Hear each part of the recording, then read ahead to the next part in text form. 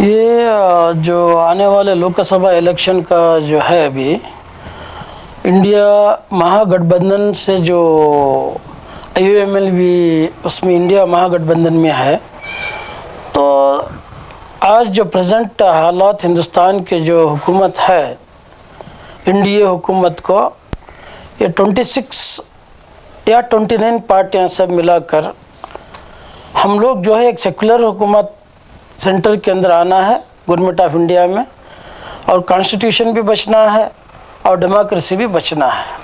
इसी के लिए इंडिया गठबंधन बनाया गया और हम लोग इंडियन यूनियन मुस्लिम लीग के तरफ से जो है अनकंडीशनल सपोर्ट पूरे देश में हम लोग दे रहे हैं।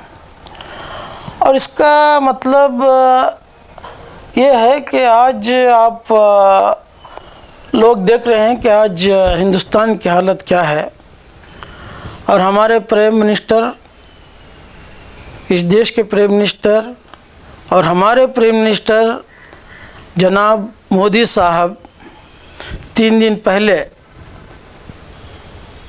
या 2 दिन पहले एक पब्लिक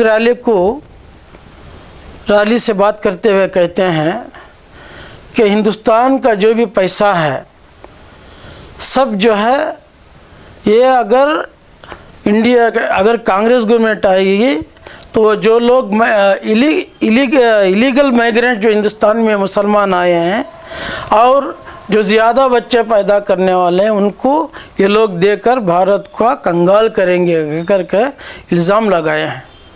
हम लोग कल ही जो है कम से कम 50,000 सिग्नेचर्स करके ऑनलाइन एप्लीकेशन कंप्लेंट रेस किए हैं इलेक्शन कमीशन को कि फ़ौरन हमारे प्राइम मिनिस्टर मोदी साहब को इस इलेक्शन से खड़ने के लिए वो कोई माना नहीं है, क्योंकि ये हुकूमत जो है ये हुकूमत का कॉन्स्टिट्यूशन और ये हुकूमत का जो है डेमोक्रेसी सब कुछ पहले 1947 में डिस्क्राइब किया गया कि ये हिंदुस्तान एक चमन है। इस चमन के अंदर बहुत सारे लोग, बहुत सारे जात के लोग रहेंगे, बहुत सारे ज़बानें बोले जाएंगे, इसीलिए हमारा भारत का संस्कृति ही अलग है।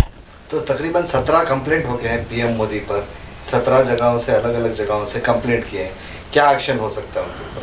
देखिए अभी इमीडिएटली इलेक्शन कमीशन कल 4 बजे तक उसका टाइम था कंप्लेंट का, दोपहर के 4 बजे तक कल ऑनलाइन कंप्लेंट करने का। कम से कम 50,000 तक पहुंच चुके हैं, उससे भी ज़्यादा पहुंचे होंगे। तो अभी अब तक जो है इलेक्शन कमीशन फ़ौरन इनको जो है इलेक्शन रैलीज करने के लिए बैन करना चाहिए था। अब तक एटलीस्ट इलेक्शन रैलीज में जाना ही नहीं है प्राइम मिनिस्टर मोदी, वो हक़ ही नहीं रखते हैं, क्योंकि वो जो है जो कुछ बात किए हैं सिर्फ हिंदू मुसलमान हिंदू छोड़ के दूसरा कोई अभिवृद्धि, दूसरा कोई डेवलपमेंट के बारे में कोई बात ही नहीं करते हैं। उनको 2 ही मुद्दा है, मुसलमान का और हिंदू को नाम कहकर उनको लड़ाकर अब लोगों के जो ध्यान को हटाकर अपना वोट लेना चाहते हैं। लेकिन लोग जो है होशियार हैं। अभी सर आप बोल रहे हैं कुछ डेवलपमेंट नहीं किया है, लेकिन फिर भी उनका नारा है कि 400 पार, ये कैसे दिखता है सर? देखिए लोग बोलने वाले उनका हर एक पॉलिटिकल पार्टी का यही काम होता है कि हम जीतेंगे। कोई पार्टी ये नहीं बोलता है कि हम लोग नहीं जीतेंगे, हर एक पार्टी कहते हैं कि हम लोग जीतेंगे। कोई 400 बोलता है, कोई 340 बोलता है, लेकिन इस मर्तबा जो है हमारे देश के अंदर लोग चौकन्ना हो चुके हैं। आज क्या हालत हमारे हिंदुस्तान की गुजर रही है। आज हमारी खुद मोदी साहब ने बोले थे कि सबका साथ, सबका विकास, सबका विश्वास, कभी बोले थे 2014 में बोले थे। आप बताइए इस 2014 से लेकर अब तक क्या विकास देश में हुआ है। और बेटी बचाओ बेटी पढ़ाओ उनका नारा था, उसमें भी वो फेल हो गए। और मणिपुर में क्या हाल हुआ, मणिपुर में लोगों के घर जल रहे हैं, मणिपुर के अंदर औरतों की इज्जतें लूटी जा रही हैं, और हमारे मोदी फॉरेन की ट्रिप में है, हमारे प्राइम मिनिस्टर फॉरेन की ट्रिप में है। आप भी बताइए इंसाफ कहाँ है। you media people should you might have understood what is happening in our country. Constitution कहाँ रहा, डेमोक्रेसी कहाँ रहा। मणिपुर के अंदर नंगे बेटी बचाओ बेटी पढ़ाओ बेटी बचाओ का नारा उन्होंने कहा था कि बेटी कहाँ बच रही है यहाँ पे। हमारे देश के औरतों की इज्जतें लूटी जा रही हैं और नाक लोगों को बेइंसाफी से मारा जा रहा है। कहीं लॉब मिंचिंग हो रहा है, कभी क्या क्या कानून बनाया जा रहा है, कभी कॉमन सिविल कोड के बिना पर गवर्नमेंट बात करती है, कभी ट्रिपल तलाक के बारे में बात कर, कभी भी पार्लियामेंट के अंदर किसी भी जो है मजमून पर बहस व मुबाहसा नहीं हुआ है। सर अभी फिलहाल जो है बेंगलुरु शहर के अंदर बेंगलुरु सेंट्रल में एक ही मुस्लिम को सीट दी गई है, आप भी घूम रहे हैं, तो किस तरीके से देखते हैं सर, क्या मंसूर अली की जीत होगी? देखिए, हमने एक बात, हमको एक सीट कम से कम 3 सीट मिलना चाहिए था मुसलमानों को, क्योंकि जो सर्वे देखा जाए कर्नाटक का 4.5 लाख वोट बिदर में है मुसलमानों के। अगर मुसलमानों के और दलित के वोट मिल जाए तो वहाँ पर मुसलमान जीत जाता था, पहले भी जीते हैं। गुलबर्गा में भी, गुलबर्गा तो छोड़िए रिजर्वेशन है, ओके। और हर जगह एवरेज मुसलमानों के वोट जो है 2.5 लाख आप लेंगे 26 कॉन्स्टिट्यूशन का, तो एवरेज 2,50,000 मुसलमानों के वोट आएगा। कहीं 3,80,000, कहीं 4,50,000, एवरेज आप लेके चलो 3 लाख तक आएगा, 250 to 3 लाख। चाहिए था कि मुसलमानों को 3 सीट दे सकते थे, तो उसके बावजूद भी जो है 1 सीट दिए हैं बेंगलुरु सेंट्रल के लिए।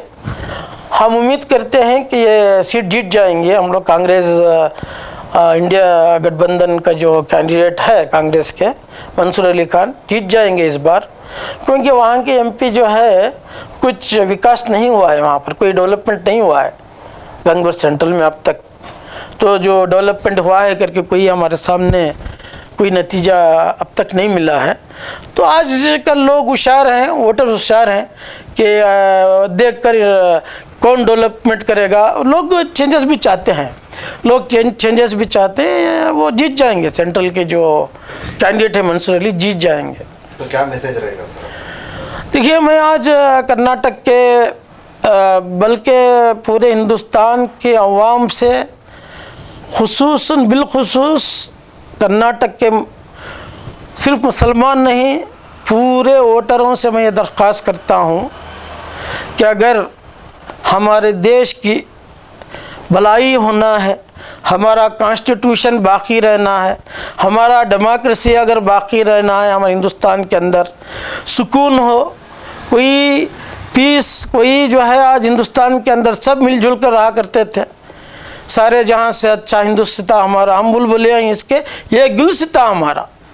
तो सब ज़ात के लोग यहाँ पे बसते थे, मोहब्बत के साथ जीते थे। जब से भाजपा गवर्नमेंट जो आई है उस वक्त से जो है हिंदुस्तान के अंदर विकास ख़त्म हो चुका है, पॉलिटिकली, सोशली और जो है इकोनॉमिकली भी जो है ख़त्म हो चुका है। अभी कुछ नहीं है इकोनॉमिकली के हिसाब से भी अगर देखा जाए तो हम लोग बहुत पीछे जा रहे हैं।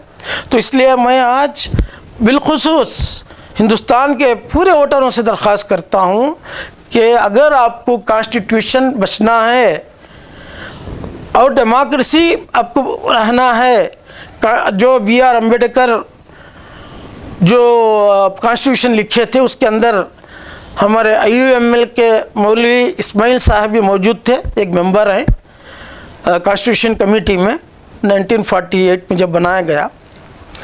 तो उसमें जो है इतना कोशिश करके ये लोग बनाए हैं, क्योंकि एक चमन है हिंदुस्तान में, बहुत किस्म के लोग यहाँ पे बसते हैं।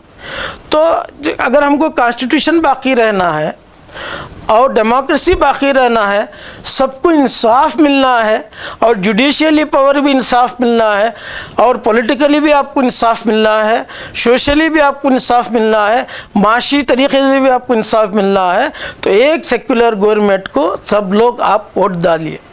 आपका एक वोट भी जो है कहीं भी नहीं जाना है। एक ही बॉक्स में एक ही पार्टी को, जो कांग्रेस पार्टी है उसका निशाना है हाथ, उस पार्टी को डालिए। जब जाकर जो है हिंदुस्तान के अंदर जो गवर्नमेंट बनेगी वो जो गवर्नमेंट सेक्युलर गवर्नमेंट बनेगी, और जो है हमारा कॉन्स्टिट्यूशन बाकी रहेगा और हमारा डेमोक्रेसी बाकी रहेगा, सबको इंसाफ मिलेगी। और जो है कहते हैं ना, ನಿಮ್ಮ ಅಮೂಲ್ಯವಾದ ಮತವನ್ನು ಕಾಂಗ್ರೆಸ್ಗೆ ಕೊಡಿ, ತಮ್ಮ ಅಮೂಲ್ಯವಾದ ಮತವನ್ನು ಕಾಂಗ್ರೆಸ್ಗೆ ಕೊಡಿಸಿ ಜಯಶೀಲರಾಗಿ ಮಾಡಿ. ಯಾಕಂದರೆ ನಮ್ಮ ಕಾನ್ಸ್ಟಿಟ್ಯೂಷನ್ ಇರಬೇಕಾಗುತ್ತೆ, ಎಲ್ಲರಿಗೆ ಇದು ಸಿಗಬೇಕಾಗುತ್ತೆ. ये मेरा पैगाम है कि कांग्रेस को जिताइए और जो है डेमोक्रेसी बचाइए, कॉन्स्टिट्यूशन बचाइए.